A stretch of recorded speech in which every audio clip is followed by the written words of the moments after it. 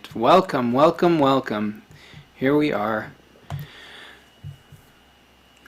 Okay, before we kick off this week's show, I just want to let you know that next week's episode will be streaming on a special date, not on its regular Tuesday evening schedule. Complete details will be at the end of the show. Hi, I'm Eli. Welcome to Live with the Cantors on Jewish Music Toronto. This week's episode of Live with the Cantors is brought to you by Umami Sushi, Toronto's best kosher maki, as rated by BlogTO. Did you know Umami Sushi caters? They do. And whether you want something simple like pre-made platters, lavish all your guests can eat sushi bar, complete with table-length sushi boats and a private sushi chef on hand, or anything in between, Umami Sushi can make your wedding, bar bat mitzvah, corporate event shine. Click the link in the description to book Umami Sushi today. Umami Sushi, experience the fifth element of taste. And before we fully get started today, to the folks here at home, I hope you had a fantastic Canada Day. David, I hope you had a fantastic Canada Day as well. Thanks, Ellie. And to the friends, our viewers and friends down to the south in the U.S., I hope you have yourselves a wonderful 4th of July. Now, I'm excited to introduce my guest for today. If you're a longtime viewer of JMT, you'll likely recognize him from his role in some of my very first videos, and as my counterpart during my Kickstarter-funded JMT live show earlier this year. But did you also know that he has sung with and been a featured soloist for a variety of choirs, including the Toronto Jewish Chorus, the Arba Bashir Barbershop Quartet, and the Temple Kol Ami Choir, for which he is now the Cantorial Soloist? Yes, in fact, this week's guest has performed at Nathan Phillips Square, Ricoh Coliseum, and the Danforth Music Hall, just to name a few major venues. And as if that weren't enough, he's also a full-time practicing lawyer. Joining me today is my good friend, David Bernstein. Thank you for being here. Oh, my pleasure. Thanks for having me. Handshake and all. All right. So let's get things started. Let's kick things off by looking at your childhood. Okay. You grew up, along with your brother, who's not much younger than you, in your parents' longtime home just north of Toronto. And you took to sports and other activities, pretty much all the kinds of things that guys and girls growing up in North America like us have probably taken part in at one time or another. If I recall, you also had an interest in tennis? I did, yeah. I played a lot of tennis. Maybe from like the ages of 10 to 20, that was the main sport that I played. Yeah. So, when did your affinity for music begin? When did my affinity for music begin? So, I've always loved music. Affinity, I guess, sort of means a kind of enjoying practicing it and doing something musical. I think my first experience of doing music was in band in elementary school when I played the clarinet. I wasn't that good, but that's when I started. And I had my bar mitzvah was probably my first experience of leading and singing and doing something musical for people. So when did you first pick up guitar then? Guitar I picked up grade 9 or so. I think that was a bar mitzvah present. It's kind of going ways back now, but I'm pretty sure I got my first guitar as bar mitzvah present, so grade 8, grade 9. Sorry for the back and forth here. I am live producing this, as some of our viewers do know, and I noticed that we had a bit of a gap in the show, so I wanted to make sure that people were still able to watch. We're back fully on now, and so I don't think it's much of a stretch to say that you were raised in the Temple Kol Ami community. I was. I've been there since I was 8 or 9 years old. Yeah, so with your family being longtime members, as they have been, when did you first start participating musically at Kol Ami? Well, my first experience participating musically in Kol Ami outside of my bar mitzvah was sort of one-time thing, which is very different, was when I joined the Temple Kol Ami choir. I think I was 16 at the time. As soon as they would have me. What was that like? It was interesting being around adults all the time. You were one of the youngest person in the choir. Yeah, then the at choir time. is it's an adult choir, but I think they let people join when they're about 16. So I came in presumably soon after I turned 16, and so it was interesting being around adults. You know, they don't necessarily shield their conversations for me. It's a much more relaxed situation when you're not up and performing, like when you're actually practicing. Yeah, So I mean, that was really my experience. Yeah, it was in practices, just sort of getting to know people, and yeah, so that was, and it was a great experience learning music and participating in services. You taught at Temple Kol Ami's religious school. I did. If I remember correctly. You've been a counselor at Camp George. Yep. You were also a member and song leader in the Union for Reform Judaism's Nifty youth movement, and were an active member in Hill University years, which is where we met, singing together in Kol Neshama. How would you classify your relationship with Judaism then and now?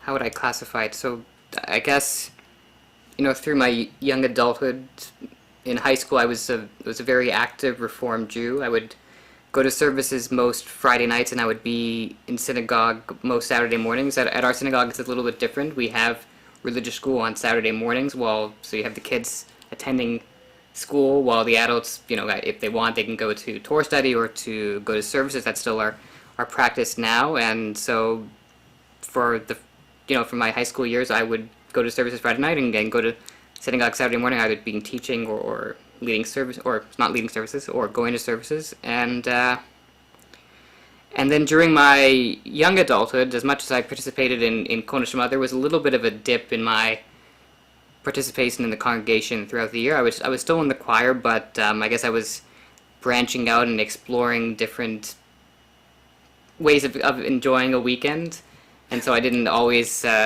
go as often, but I still felt connected. It was just a little bit different, because I had my connection at Kol Ami, I had my connection at school, which started in second year university with Hillel, and mainly with Kol Neshama, and so it was yeah. That's... Well, I know we participated in a couple of Shabbatons together. Yep. You and I also mean together with Kol Neshama, and but where does that put you now? Like you've had this kind of evolution, as it were, within your own Judaism. Where would you say you are now? Well, yeah. So after I got older, after university, I guess around my mid-20s, I sort of sought to reconnect more with my community. There's this thing, essentially, at the age of 26, you have to decide to become a member instead of just being a member under your parents. So at that point in time, I decided that I wanted to become a full member of my synagogue and to participate more, and I joined the board of directors that year, maybe the year after. And then at that point, the job of Cantorial Soloist came up, and I'd always enjoyed services and song leading and music, and I thought that this was a unique opportunity that I could take on if I had the time, which I did then, to take up that role. And so I continue to be a practicing Reformed Jew that believes strongly in the impact that kind of Judaism can have, and that the community, especially the community at Kol Ami, I love it there.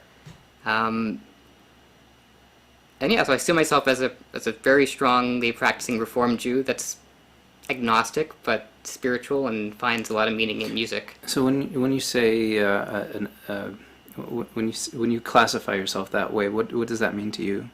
Like very practicing Reformed Jew. Well, I guess because you're pushing that specific point, as far as I can tell. Right. So what does that mean for you? Well, for me, a practicing Reformed Jew means someone. Well, I mean, everybody. People don't have to go. I'm asking you for yourself. I'm not. Keep in mind, he's not a representation of Reformed Judaism as a whole. I'm asking David. Yeah, so with no David judgment about how Bernstein. each individual decides how they practice.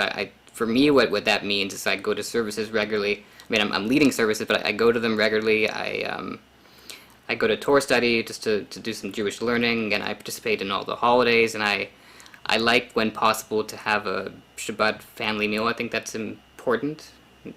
Maybe more of a cultural thing than a religious significance. I'm not an expert on that, but I find it very spiritually helpful to sort of shift modes from the week to Shabbat. Yeah, there's definitely that element to it, where once you shut everything down, I mean, at least in my experience, once you shut everything down, you're shutting everything out, and the world kind of can fade away a bit, and you can concentrate on Right. on family or life or Yeah. So while I personally don't, when I'm in my own household, observe the non-TV, non-cell phone route, I do find that when I'm in that situation where that's what's expected of me from someone's household, that does add a certain extra meaning, which I would consider taking on myself, although maybe not as with as much rigidity as some others might, but it's certainly a worthwhile experience. Okay, so let's take a bit of a turn toward the present, not quite fully in the present yet, but I wanted to ask you about your choir work. And outside of Kol Ami, you've been in at least 3 other choirs, as far as I know. The 3 that I mentioned earlier: Kol Neshama, the Toronto Jewish Chorus, and Arba Bashir. Are there any others hidden in there that I don't know about? Well, I was in my high school choir. I'm trying to think if there was any. I might have been in. I did this thing called Ontario Youth Choir, which is it's an event where they bring in singers, young adults, to come together all across Ontario to sing in this group that learns a bunch of music and performs. And that was fun, but that was just a one-time thing. Excuse me. Aside from that, I don't think so. So I think you got most of it. I covered most of it. All right. At the top of the show, I mentioned the various venues at which you performed as part of the choirs. As a reminder, I brought up Nathan Phillips Square, Ricoh Coliseum, Danforth Music Hall. I don't know if you remember that one, but that one is always. Was that Edon Reichel? That was that we opened for Edon Reichel with the Varsity Jews at Danforth Music Hall, and that was quite the experience. And I know you've performed at other big venues as well, like Young Dundas Square. Thinking back to some of those venues' events, it doesn't have to be any of the ones that I mentioned, of course. Which sticks out in your mind the most, and why? Out of all of my performances at a sort of concert venue, I don't know. Performances. Performance. I don't know. I don't. I guess one might be the first concert that Kol Neshama did, which was at, or that I was. I mean, the one. Sorry, not the first concert we did. But the first sort of the first concert where the only thing that was there, where the main idea was that this is a concert for Kol Neshama to perform to the community, which we did at Beth David. Is that right? I remember the one at Beth David, but I can't remember if that was ours alone. That was one of my first concerts as well. I remember one at Beth Emeth, but that might have been the one that you were leading at. Yeah, so I didn't want to mention that, not for any bad reason, but I found that the one that we did at Beth David was a really amazing experience. You know, we had worked as a group on all this music, and I had been instrumental in putting some arrangements together, and when we sang the song that I wrote, and it was just a lot of fun, and it was great to perform, and to receive the love and support of our mainly our friends and family who were there to watch. I mean, that's kind of a thing with university a cappella groups, that like the people that you can count on the most to come out are not typically the random people. It's going to be your friends. It's going to be your family, because that's just, that's who knows about you most. Yeah. Right off the bat, and then you tend to gain a following from there if there's a following to be had. One last question before we open things up, because we're going to open things up for the people watching today, is at what point do you think you'll have hit peak choir? Peak choir. Peak choir. You mean like amount of choirs or like level of choir? In amount of choirs. What is the stopping point for you? I think I've reached peak choir. I can't take any more on. I'm just gonna just do a quick check here, make sure that we are good volume-wise. I am not hearing anything, so I'm a little bit concerned about that. I'm gonna check our. Oh dear. Have we been completely silent this whole time, or am I just... Oh, okay. Yes, we are good. Of course, I had myself muted, so I didn't realize that. So we've been good this whole time. Good. Okay, we are about to open things up to you, the viewers. So if you do have any questions, I know that it's still a pretty new show, so sometimes we don't have all of the people who might want to be watching this at a later time, but we're going to open things up to you now. If you have a burning question or maybe a thought that you want to share with David, start typing it in now. And because of the way that Live with the Cantors streams to you, this is the perfect time for me to tell you about another one of our sponsors. This week's episode of Live with the Cantors is brought to you by the Jewish Music Toronto collection. With t-shirts, hoodies, bags, and more, a purchase from the Jewish Music Toronto collection is a great way to share your love for Jewish music. And just like becoming a JMT Patreon patron, it's a fantastic opportunity for you to directly support the channel. Click the link in the description below to get your own high-quality JMT apparel and more. Alright, I'm going to check if we have any questions right now. It looks like I will have the opportunity to move on a bit into our next question, so I'm going to do that. Just moving down my list here. Sure. I like to do as much research on all of my guests as I possibly can before a show. I'm sure and you understand that that just makes things a little bit more interesting for both you and the viewers. Yeah. So let's continue on for a moment before we left off for the Q&A.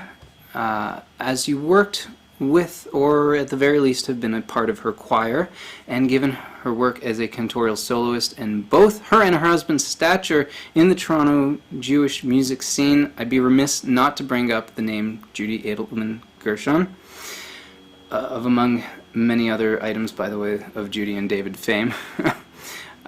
What was your experience like as part of the Toronto Jewish Chorus, and if you took part in any of their shows as well, working with Judy and David? Okay. I had been, it was after university, so I was done with Kol Neshama, and I was looking for a new musical outlet, and a friend of mine, Elaine Page, just mentioned this choir that was starting up called the Toronto Jewish Chorus. I didn't know Judy and David at the time. I guess I wasn't, maybe I was young enough to see some of their shows, but I don't remember my parents bringing me, or I was too young to remember. Nevertheless, I was intrigued with the opportunity to join a new choir that was just starting with adults, and the experience was great. This was a high level choir with people that were very invested in what they were doing, and Judy was a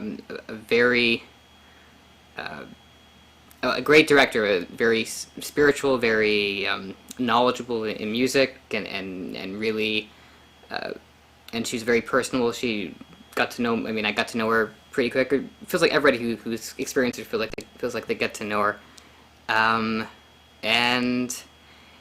I'm through that choir, I got the opportunity to shine a little.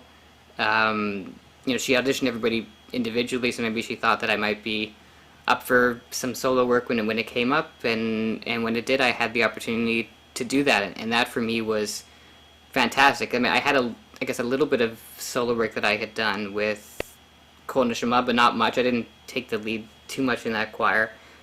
But with Toronto Jewish Chorus, when there was a couple of solos, I got to do them, and it was a great experience because Toronto Jewish Chorus, they would sing in front of a large audience of, again, somewhat composed of family and friends of the choir, so a very supportive audience, but also pretty large, and we sang at great venues.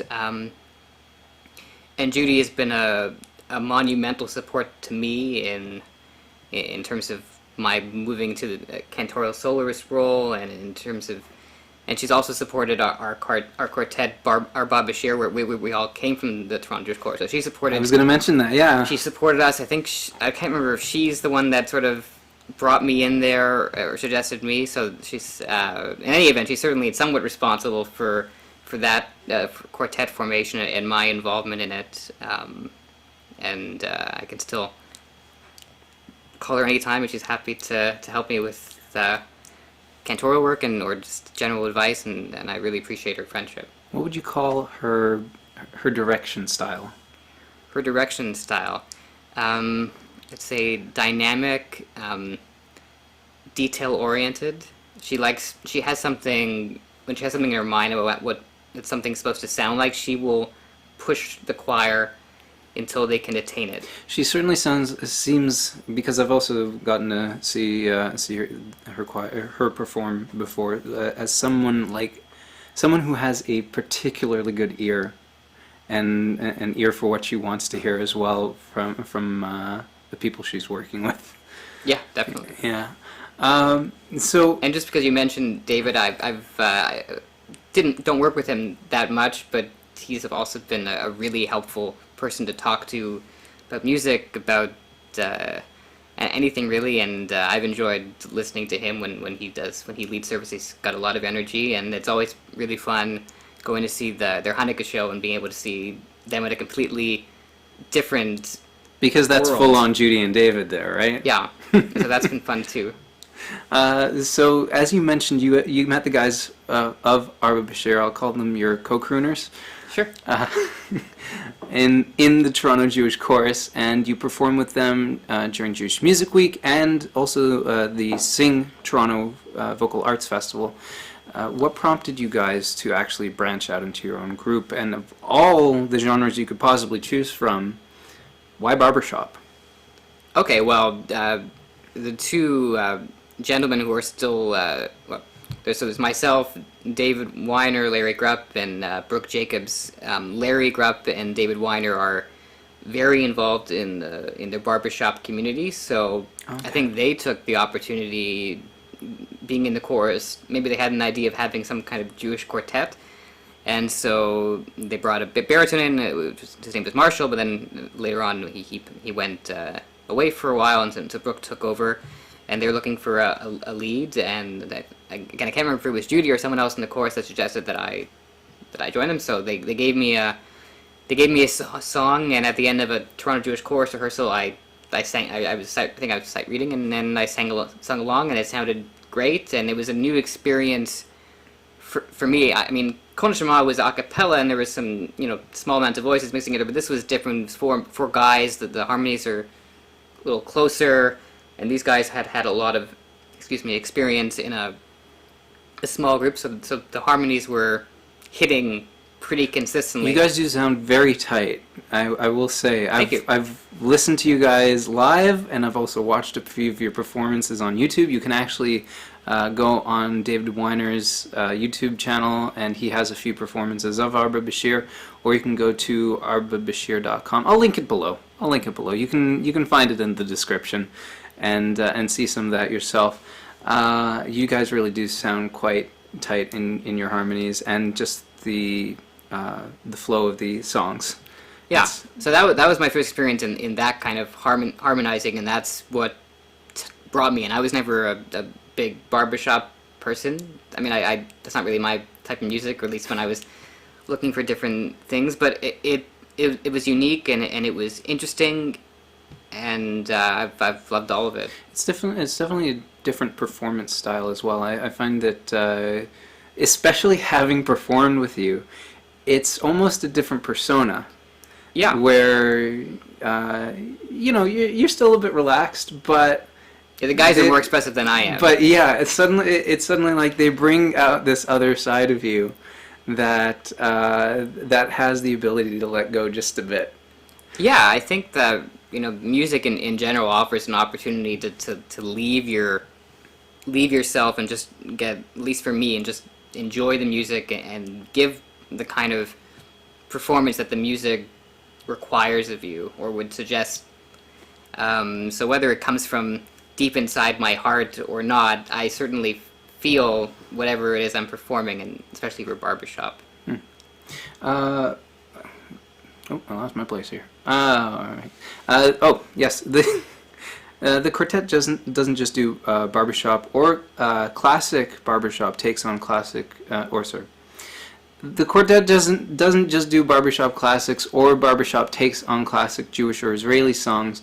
Arba Bashir also writes their own original parody songs, like Booby Deer. Right. Your take on the Beach Boys' Surfer Go. So I want to take a moment and actually listen to just a bit of that. Okay. I hope this is one of the good recordings. Well, you'll tell me.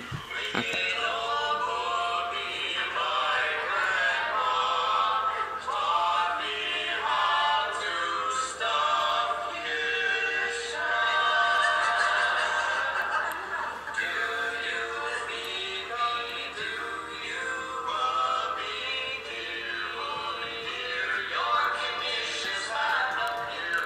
So you can actually watch that whole song. That was from the Temple Sinai 2016 Purim concert. Okay. And I want to know who's doing most of the writing for those parodies. For the parodies that we do, Larry Grupp and David Weiner take the lead. They're both really good at adapting lyrics. Maybe just I guess they're very knowledgeable in music, and and they have a lot of background in Jewish tradition, and they enjoy adapting songs, and yeah, those are fun ones to do. They have a bit of a schmaltzy, old-timey feel to them as well.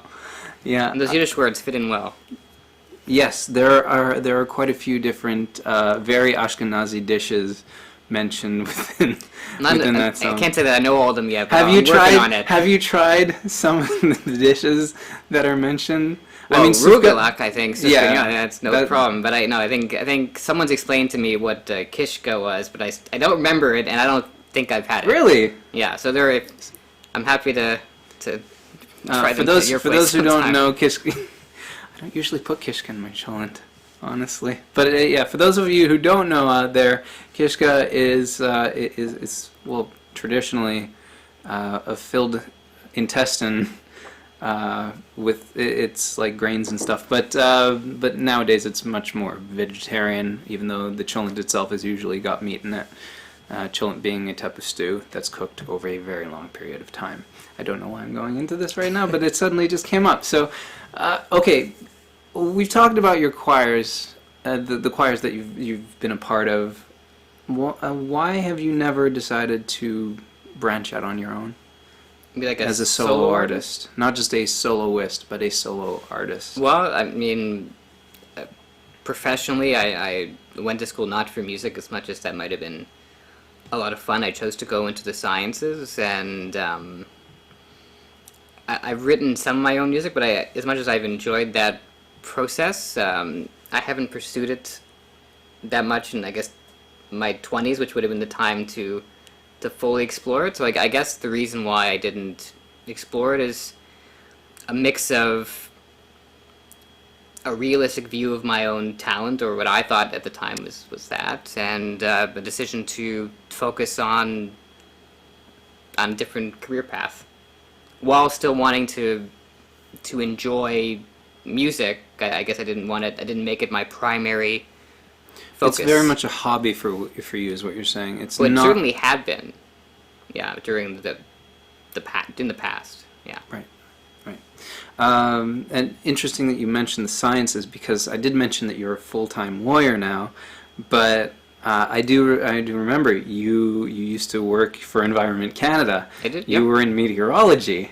How did you make that switch? I mean, it's not a discussion that we fully have to get into, but I am curious as to how and why that happened. Just in a general description, I worked in Environment Canada for a little while in research, and I figured out fairly early on this was not going to be a venture that would be worthwhile in the end. I didn't think I either had the aptitude to go deep into research or the interest, and so I reached out for something different. Someone suggested that I become a lawyer. I took a look at how you do that. I tried out the tests. I'd always had some interest in law. I always liked the shows on law, like the practice in Boston Legal, although I can't really say that's the reason to do it professionally. There are dramatizations, yes. Yeah, but that was, I can't, but it must have had some effect on me, and I thought it was a worthwhile profession and a new opportunity and chance to prove myself.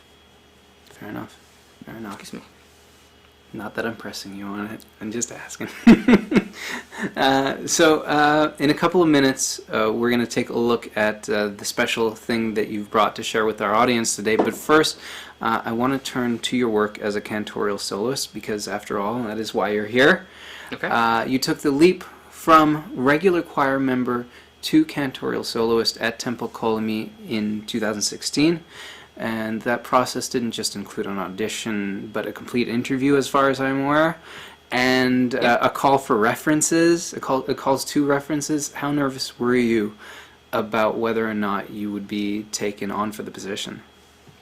Well, I certainly, going into it, I didn't have any expectation that I would get it for sure. I thought that I had a pretty good chance, because I felt confident back then in my ability to lead prayer and to sing, and I had a pretty good knowledge of cantillation, and it was my community, so I had reasons to be confident. I'm very happy it worked out. Had it not, I would have focused more on the law side, or devoted all of my attention to that. But when it came up, I thought it was a really amazing opportunity that had never been in front of me. I mean, I guess I wasn't in a position at the time where I was looking for a job in that realm. As much as I had an interest in leading services and in Judaism, it's not something that I had been searching for. I was just very fortunate that it came up in front of me in my community. You know what? I'll ask. I might ask this after, but I'm not going to ask this one yet. Okay. I might not ask it at all.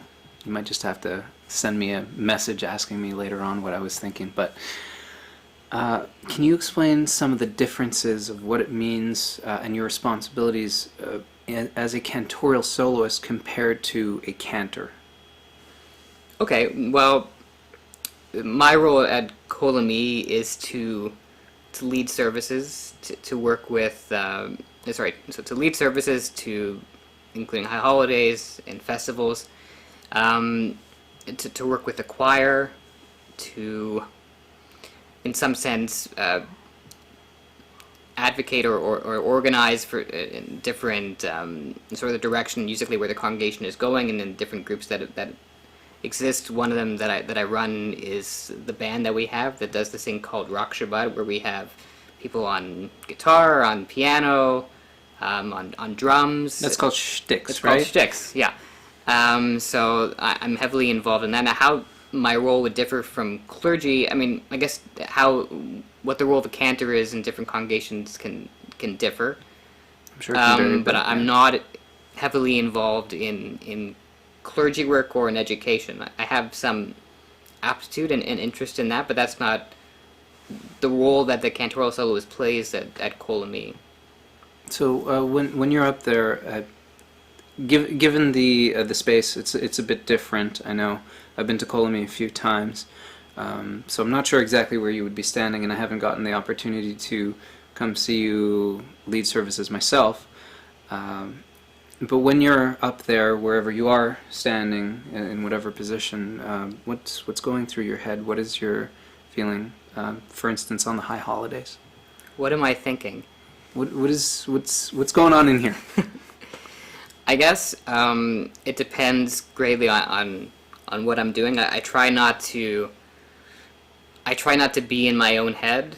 Sometimes it's unavoidable. If there was this piece that I was concerned about, or this note, or this set of words that I have to make sure I get, then sometimes I can't quite remove myself from my head. Aside from that, I look out to the community, to the congregation, and try to get a feeling from them, and to give them a feeling, and aside from that, just try to experience the prayer that I'm in, to just demonstrate whatever that prayer happens to say. If it's a prayer for healing, then I'm sort of thinking about that, or expressing that. And if it's a prayer of praise, then that's a different thing. So you're finding yourself able to be very within the moment as it comes. I try to be. Yeah. That's good. That's my effort. Yeah, and to be engaging if it's when depending on if this is something that's supposed to be very congregational, we want everybody to sing along. I try to do that, and that's what my focus is on. And if it's not so much that, and more of an opportunity for people to listen, although they're always welcome to participate, then I think then I'm focusing a lot on just expressing what the prayer is about. So you're finding that do you find your kavanah, your focus on the prayer, very much helps you get out what you're. Yeah, I can't say that I'm yet at the place where I can have my own personal prayer all the time. It happens sometimes, but I'm not quite as in the moment that I can have my own personal moment with God often. What I do find is that I have that sometimes. Maybe saying it's a personal moment with God may be a bit strong, but I do have. I understand. I get what you're saying, Yeah. at least on a personal level. Yeah. I do experience it sometimes.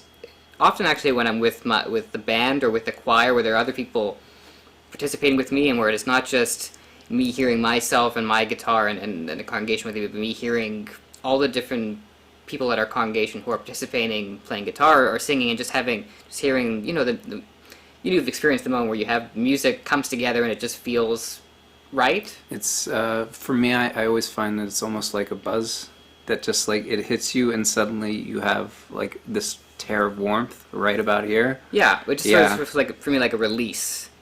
Like I just stop thinking about what you're doing and just play or just sing or just. So that's something that I look for. In recent conversation between you and me, you told me that you were toying with the idea of going into the cantorate fully. Yeah. I know that you're a full-time practicing lawyer, as I said before, and it's a very rigorous profession, lawyer. I understand that. So keep in mind, I ask this with this in mind. What has been holding you back from taking that next leap? Okay, well, there are two real options, or two general options, or two categories, I guess. One, you can go to a school for 5 to 6 years, or you can do a kind of certificate program that doesn't require that much investment in terms of school time. So another round of school for 5 to 6 years when you're already in a full-time job. Yeah. Can be a hefty load. Yeah. So in general, the 5-year programs require less of you beforehand, and whereas the certification programs require that you have a certain amount of experience or a certain amount of knowledge. So I've decided that I will very likely go the certificate way, as opposed to the 5 to 6 year program, mainly for financial reasons. I'm sure that I would enjoy the opportunity to go to school again and have that immersive learning experience, but I just don't think that's an option for me. So because of that, I've had to wait until I will have to wait until I have a certain amount of experience. So that's what they expect. They expect you to have a certain number of years in a cantorial role. So that's what I'm waiting for. So you've decided to go into it. I hope that I'll be able to move forward in the next couple months into looking at the new year. That's my current plan. Yeah. Yeah, absolutely. Best of luck with that. Okay, but before we wrap up the show today, you've brought something special to share with our audience today. So let me ask you, hey, what you got there? All right. So what I got is I was looking for stuff. I've moved around a couple of times, so I don't have everything that I've ever owned in my apartment. But I found an email where I sent a copy of this. So this is. Make sure that you guys can this see. is just music for a song that I wrote for the prayer of Vishamru back when I was directing. Well, back when I was in Kol Neshama, before I was directing, I wrote this song Vishamru. Actually, I think I wrote it in high school, but I decided when I joined this group Kol Neshama that it would be a song that might suit the group, and I made this arrangement. I think this arrangement might have been when I was directing, but we done it before that, without some of the extra doo-wops and stuff. And I brought it today because that was was such a it combines the creating my own music, working with a group, directing a group, having people other than me sing a song that I wrote, and for me it was amazing. In fact, I have a memory back when Etta was directing the group where I was a couple minutes late for rehearsal. We were preparing for our concert for the concert at Beth David, and the choir and Kol Neshama was singing my song as I was walking in, and it sounded so amazing, and it was just such a pleasure for me to hear my music. Well, I will say that having performed your music, it's just as enjoyable to sing it as it is to hear it. Thank you. Because I mean that. I don't remember if that composition of Esha Chayil that we did was also yours, or if that was somebody else's. Elokai. Well, that was my arranging of a composition by Danny Massing, I think, of Elohai Nitzor, which I adapted somewhat just to take advantage of the additional voices available in our large choir. It was a lot of fun, and I remember back when either when I was leading the choir or just before I took on the leadership position myself, you and I sat down and we tried to do a complete reworking of I think it was a Beatles song, and like your skill at notation, but also being able to, because of where I am still in my music journey, and where I especially was at the time, not being able to read any music at all, that you were able to so well just take what you hear and put it into well, in this case, a program. Yeah. But still, like to do that is so impressive to me. Well, it's just thanks to my high school music training. Well, it was done well, I guess. Thank you, Mr. Walker. So that's all the time that we have for Live with the Cantors this week. David, thank you so much for joining me today. Thank you. This week's episode of Live with the Cantors was brought to you by the Inside Scoop, Toronto's only kosher-certified ice cream shop. Visit them at their location at 3685 Bathurst Street, just south of the 401 on Bathurst, and try some of their unique flavors like Algonquin Canoe and Dutch Apple Pie. You'll also be blown away by their selection of Chalav Yisrael ice cream that's so phenomenal, you'll be shocked that it is Chalav Yisrael.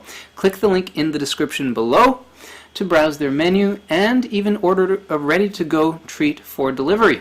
That's the Inside Scoop at insidescoop.ca. I want to give a big thanks to my Patreon patrons and all of this week's sponsors. This show would not be possible without you. Remember to check out the sponsors down in the description. I keep pointing down there because it's really important that you go check them out. Thank you to 81 Entertainment for their technical assistance with the show. This year, 81 Entertainment is celebrating 10 years of making your commercial and branded productions everything they should be. Learn more at 81entertainment.ca. Tune in next week for a special episode on Wednesday evening when I'll be going live from New York City. You won't want to miss it. Subscribe and click the notification bell so you don't miss a thing. And remember to join me on Patreon to take part in spreading knowledge of Jewish music and to get more out of your JMT experience. Contributing $1 or more each month gives you early and exclusive access to behind-the-scenes extras and more. Thank you for watching, and bye for now. Bye.